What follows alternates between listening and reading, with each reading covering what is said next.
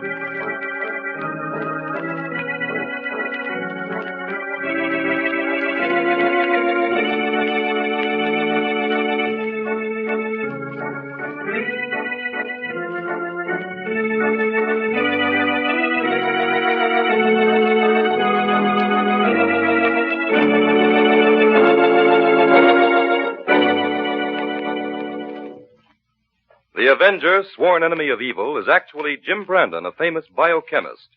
Through his numerous scientific experiments, Brandon has perfected two inventions to aid him in his crusade against crime as the Avenger. The telepathic indicator by which he is able to pick up thought flashes, and the secret diffusion capsule, which cloaks him in the black light of invisibility. Brandon's assistant, the beautiful Fern Collier, is the only one who shares his secrets and knows that he is the man the underworld fears as the Avenger. And now,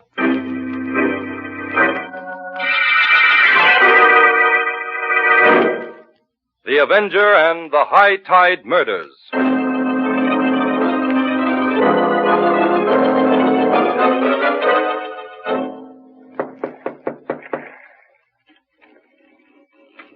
Oh, it's you, Fenro. Yes, Scrawny, it's me. Who are we expecting, the cops? No. Come on in. Mighty glad you came, Fenro. Did you follow my instructions? Sure, nobody knows I'm here. You don't think I'm fool enough to let anybody know I'm mixed up with you, do you? Now, Fenro, there's no cause for you. Shut up, Scrawny. A gun? What are you pulling a gun on me for, Fenro? Because I don't trust you, Scrawny. Not even when I can see you. Well, I've always been fair to you, Fenro. Shut up, I told you. I'll do the talking this time. You're a double-crosser, Scrawny. The worst kind. You got a guy in deep with you, and then you double-cross him, cheat him. I haven't cheated you, Fenro. Honest, I'm not giving you the chance to double-cross me, Scrawny. I come for my share of that last shipment you got. And I'm not leaving without it. Sure, Fenro. In fact, I want more than my share, since you're holding out on the other boys. Sure, Fenro. That's why I sent for you. To give you your share. We'll be partners, Fenro, you and me. Never mind that. Where's the stuff? Right over there in that box. I'll get it. Stay where you are. I'll get it myself. If you make a move, Scrawny, I'll plug you. All right. Help yourself, then. Scrawny! Help! Scrawny! Goodbye, Fenro. The tide is going out, and you go with it. Just like the others, out with the tide. You were smarter than the rest of them, Fenro. Only you didn't know about this trap door, did you? Nobody but Scrawny knows about that. Just one more victim, and all the money will be mine. One more victim. I must prepare the trap for him.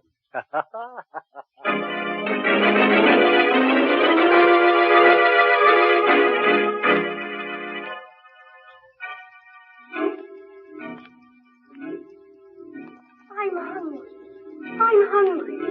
I want to stop working now and go to dinner. All right, Fern. All right. We'll take time out now for dinner.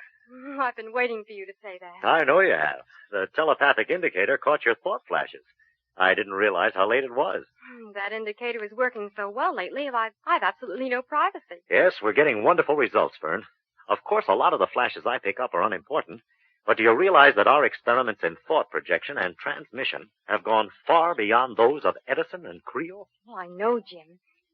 Jim. Yes, Fern. Jim, let me try the diffusion capsule. I've been reading up on all those experiments you made with black light, and Fern, you must put that idea out of your mind. I told you before that it would be impossible. It's a very dangerous process. Oh, I know it's terribly dangerous, Jim, but I'm not afraid. No, and that's final, young lady. Why, the diffusion capsule knocked me for a loop every time I tried it for 3 years, until finally I was able to hit just exactly the right formula. Oh, but Jim, now that you have the right formula... Fern, you don't understand. That formula will only work on the individual who tested it every step of the way on himself. But, Jim, think how much more valuable I'd be as your assistant if I could become invisible as you do. Perhaps, but it isn't possible, Fern. Why? Let me explain. The diffusion capsule is a combination of 2 experiments, 2 processes. First, it's a question of harnessing the light rays that are normally invisible to the human eye and concentrating them in tiny capsules to be released at will. After I'd spent years perfecting that formula, I had to set about finding a serum that I could inject into my system that would affect the pigment cells in such a way that when these concentrated rays were released around me, they'd dissolve both color and dimension and render me invisible. Then it's the injections that are so dangerous. Yes. For 1 whole year, I was able to stand them only in very small doses. And then gradually, after several years, my system absorbed enough of the serum to camouflage me completely when the concentrated light rays fell upon me. But if I hadn't been in exceptional physical condition, Fern, the whole experiment would have been hopeless. Well, perhaps you're right, Jim. And but besides, you're much too attractive to want to become invisible, even for short intervals. Oh, Fern, now you do understand, don't you? Of course, Jim. Let's forget it. I couldn't manage without you, you know that. Why, you've come every step of the way with me on the telepathic indicator. I simply couldn't have perfected it without you. Thanks, Jim. Now, if you'll put those test tubes away, I'll turn off the indicator, and we'll go out for something to eat. Right. Fern. What is it, Jim? A man's just been killed. Jim, the indicator? Yes, I caught a distinct telepathic message. Well, how can you be sure someone was killed? Because the message came in so strong. It's been proved through thousands of experiments that 85% of all psychic impressions received are relayed by those who are suffering violence. What was the message, Jim? It's strange. I've had 3 messages like this in the last 2 weeks, all on the same thought wavelength. Only this last one was stronger than the other 2. The sounds were all the same, though. What kind of sounds, Jim? Lapping water and wind, mostly. And then the sudden sound of a heavy door opening and a splash. Do you mean like someone falling in the water? Yes. Only this time I also received the impression of a man's voice.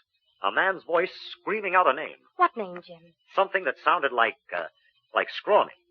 Scrawny. What do you suppose that could mean? I don't know yet. Oh, will you answer the phone, Fern? Yeah. I don't want to leave the indicator. Maybe I'll pick up something else. Hello? Yes, he's here, Inspector White. Yes? Where?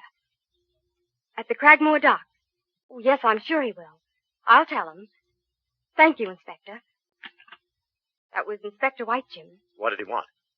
The body of a man's been washed ashore at Cragmore. What? He wants you to come down and make some special tests. The inspector thinks it's murder.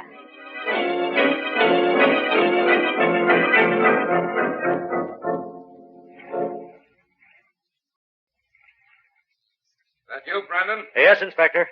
Coming, Fern? No, I'll wait here at the car, Jim. All right. Well, Inspector, find any clues? Very few. The doc says the body's been in the water about 2 weeks. I want you to check on that. No identification. Not a thing. Oh, flash that light over here, Joe. Well, what do you think, Jim? Yeah, at first glance, I'd say 2 weeks is about right. We can't tell much from his clothes. There was no jewelry, which might mean the motive was robbery. Yeah, it might. Find anything at all in his pockets? No. Only a little piece of broken glass. You mind letting me see it? Here. Why, this is a piece of a jeweler's loupe. A very good one, too. This man must be a stranger around here. He doesn't fit any of our descriptions for missing persons. Inspector, do you think you could keep this out of the papers for a few days? No, I can't keep it out of the papers, Brandon. And I don't see why I should try. Well, you're in the driver's seat, of course, Inspector, but if I had a day or two, Look, I think... Brandon, All I want from you in this case is a complete chemical analysis report. The same kind of checkup you did in the Reardon case. Okay. I'll come to headquarters later. But you shouldn't let my simple inquiries affect your blood pressure like that, Inspector. Well, every time you see a body, you pop up with a lot of unconventional theories. Well, murder is hardly ever conventional, Inspector. No monkey business on this case, Brandon. That chemical report is all I want from you. You'll get it. In the meantime, I'll have an impression made of his teeth and go over every inch of his clothes. Right. I think we'll have to work fast on this, Inspector. We? All right, you. I'll see you later. So long. Remember what I said, Jim. What's the matter, Jim? The inspector sounds mad. Oh, just the usual routine. He's afraid I'll steal his thunder. Well, were you able to find out anything? I think so, Fern. I'd be willing to bet anything it was that man's dying message I picked up about 2 weeks ago. Oh, do the police have any idea who he was? Not yet, but I'm pretty certain he was a jeweler. If he was, then the other 2 thought impressions I received may have been from jewelers, too. If your hunch is right, Jim, 3 jewelers would be missing in the city right now. Right. Let's get back into town and start investigating. Tonight? Oh, well, I guess it is pretty late, isn't it? And I'm still hungry. Remember, we never did get our dinner. Okay, but first thing in the morning, Fern, we're going calling. The pawn shops first.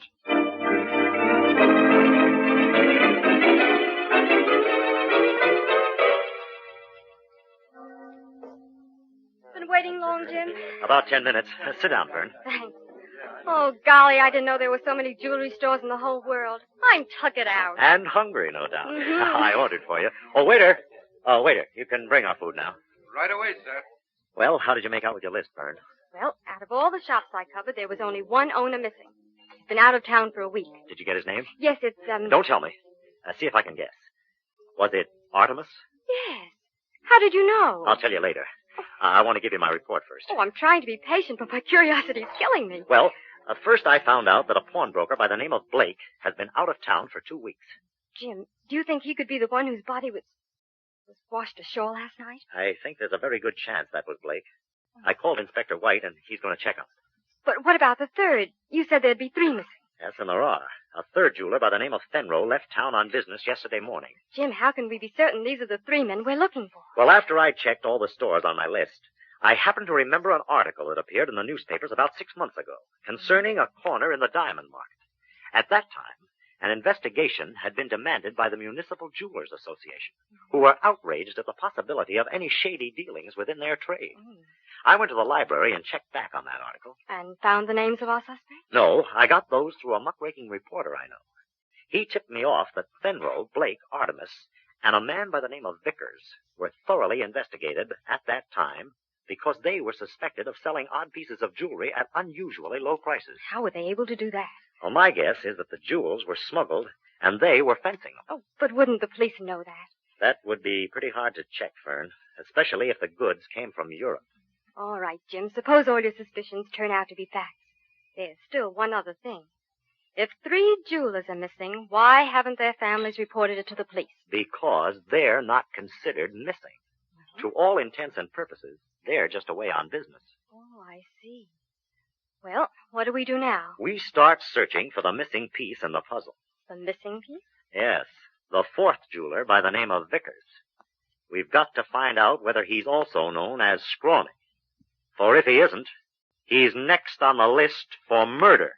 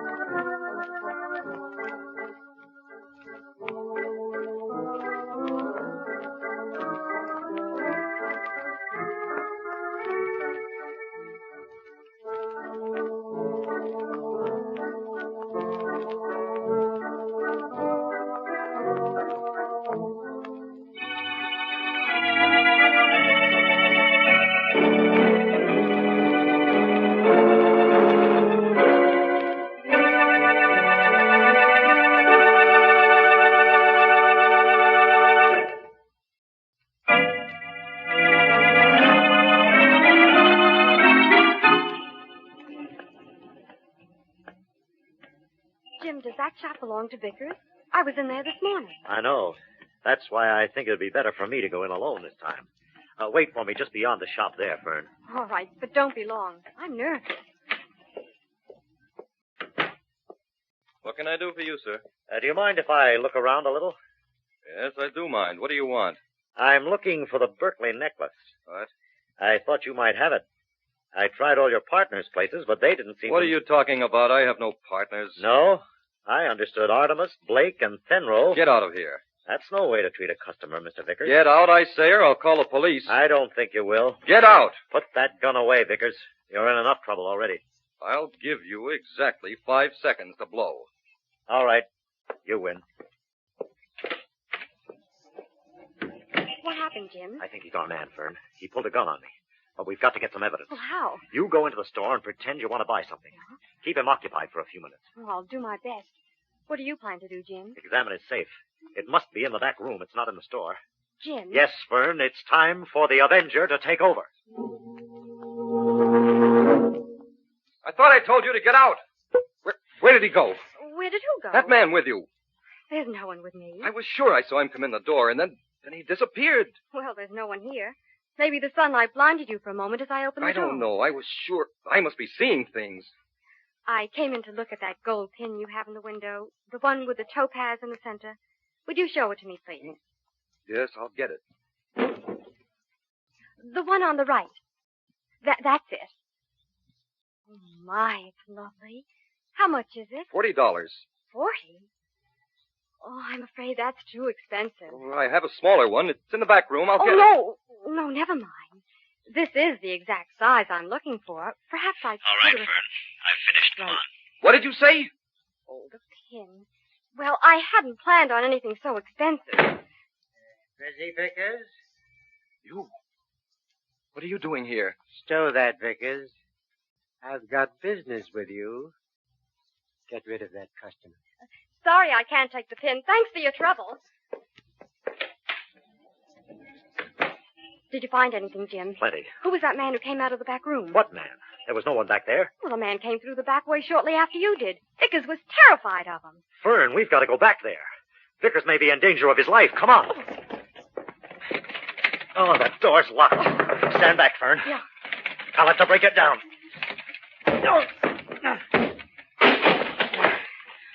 Jim, look! On the floor. It's Vickers. Vickers!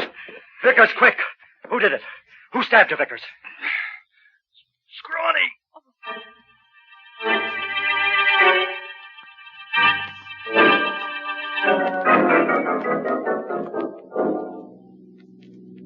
What part of the beach does this road lead to, Jim? A place called Peabody's Cove. Never heard of it. Who's Peabody? Captain Peabody is an old sailor.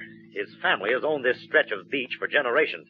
The captain makes his living renting fishing dories. But why are we going to see him? Well, Captain Peabody knows everyone along the coast for miles. I want to try to get a line on that man you saw in Vickers' pawn shop. Oh? You said he gave you the impression of being a seafaring man? Well, it was only a vague impression, Jim. Yeah. His face was weather-beaten, and he used the term stow that. Not much to go on, really. Yeah, and there was one other thing. Vickers was killed with a knife. A fisherman's knife. Ah, there's Peabody's place now. Oh, look at all those boats. Aren't they beautiful?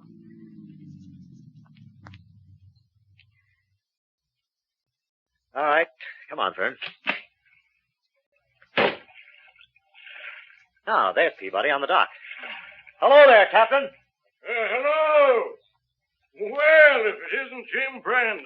How be you, Jim? I'm fine, Captain. This is my assistant, Fern Collier. Hello, Captain. Pleased to meet you, miss. Well, Captain, what's your theory about those two bodies that were washed up on the coast? Say, that's something, ain't it? 2 of them within a week. I noticed by the papers that you were helping on the case. That's right. Captain, does the name Scrawny mean anything to you? Scrawny? Yeah. Nope, never heard that name. Has it got something to do with the case? Maybe. But all we're certain of in this case is how long the bodies were in the water. And what you want to know is where they come from, huh? That's what I'm working on, Captain. Well, son, you ought to be able to figure that out pretty accurate, according to the tides. How do you mean? Now, you take a look at this here map, Jim. Yeah? You know what it is? Oh, it's a tide chart, isn't it? Right. You notice how the currents hereabouts surge into narrow channels? Yeah. Well, those channels along this stretch of coast are as accurate and permanent as a paved road on dry land. You mean that if you know exactly where something landed on the shore and how long it was in the water, you can figure where it started from according to the channels? Yep. Why, when I was a little shaver, me and my brother used to send messages in bottles through these channels to kids 10 miles down the coast. Captain, you've hit on something.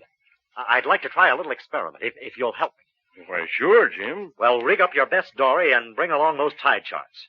You and I are going on a little boat ride. Right away, Jim. I'll have everything set in 5 minutes. Do I come too, Jim? No, you'd better stay here, Fern. How long do you think you'll be gone? An hour or two. Oh, well, I'll take a little drive up the coast to kill time. Okay, but be careful. Good luck, Jim. You ready, Jim? Yeah, I'm coming, Captain. I'll see you later, Fern. Right. Don't drive too fast. I won't. Bye.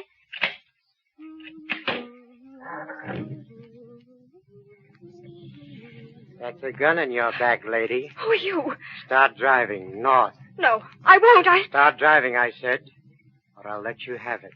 What, You're the man I saw in Vickers' shop. You murdered You Vickers. know too much for your own good. Drive faster. You're Scrawny. That's right. But you're the only living person who knows it. And you ain't going to be living long. Drive faster, I said. Faster.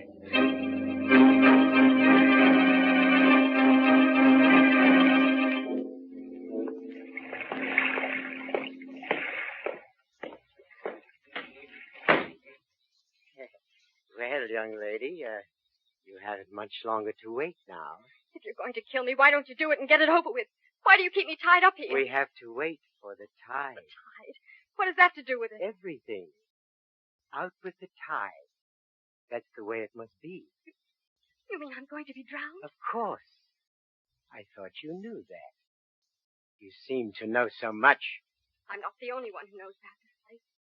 The sounds. Someone else knows about them. The lapping of the water, that creaking door, the spring of a trapdoor, that No splash. one could know of them but you. Everyone else who ever came here is dead. You'll see. The police will find you out there. That's enough of that. I know you're bluffing. How much longer before? Half an hour yet. Exactly half an hour.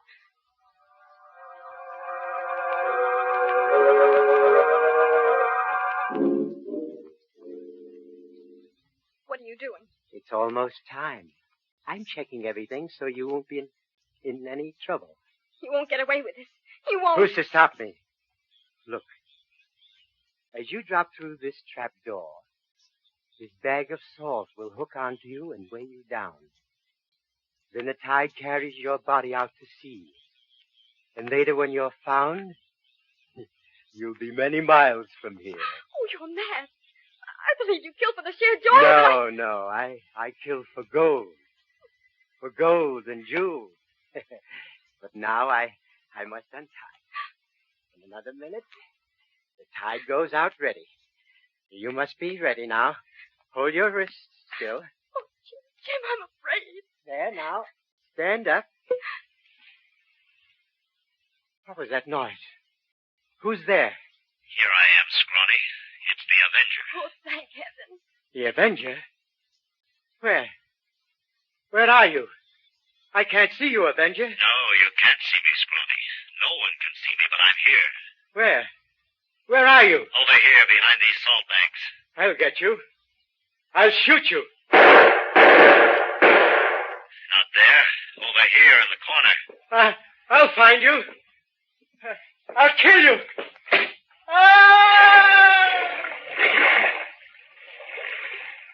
Oh, Jim.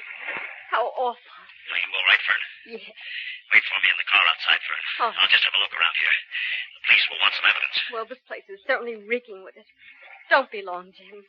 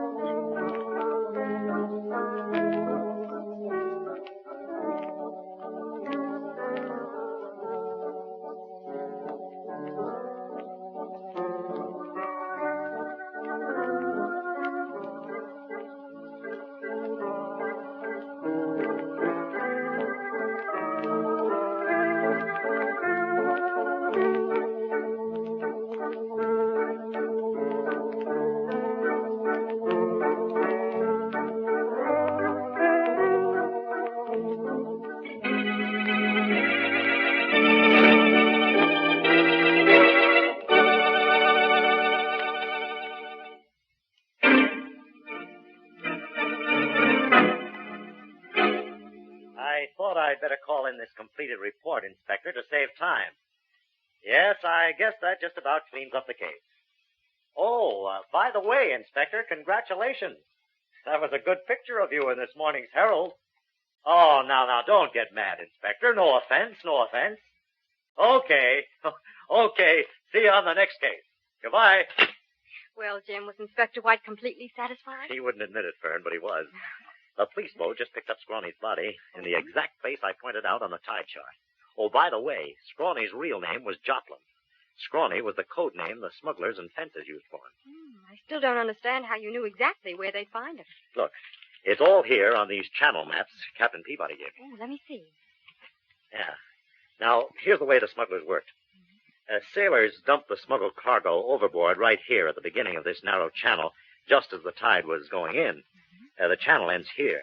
Under this long pier old Scrawny had built along the coast. He had nets stretched along the entire length of the channel under the pier. And when the tide came in, they caught the cargo.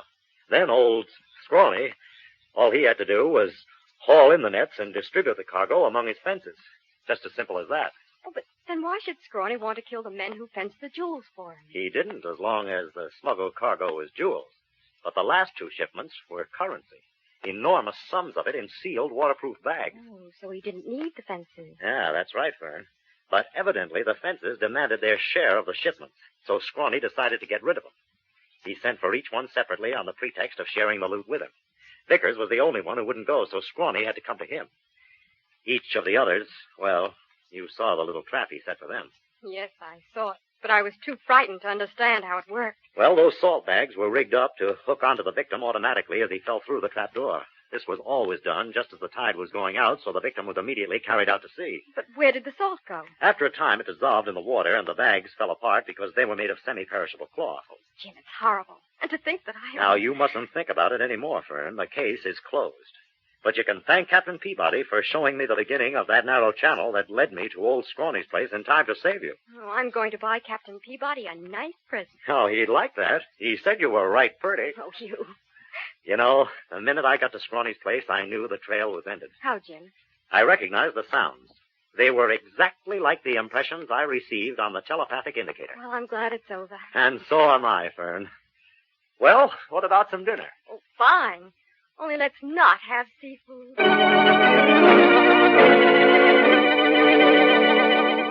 All characters, names, places, and plots used in the Avenger program are fictitious. Any similarity to persons living or dead is purely coincidental.